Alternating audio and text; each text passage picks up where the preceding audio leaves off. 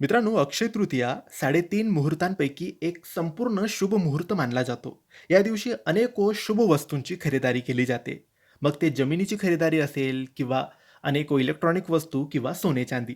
असं मानलं जातं, की हा दिवस अक्षय दिवस म्हणून ओळखला जातो. म्हणजे कधीही या दिवशी ज्या वस्तू खरेदी करतो, त्यामध्ये कधीही त्या वस्तू विकल्या जात नाही किंवा आपल्याकडून संपत नाही, त्यामध्ये वाढ होते. म्हणून भरपूर लोकं पैशाचे व्यवहार करतात किंवा सोने-चांदी खरेदी करतात. पण आजकाल सोने-चांदी खरेदी करणं एवढं सोपं राहिलं नाही.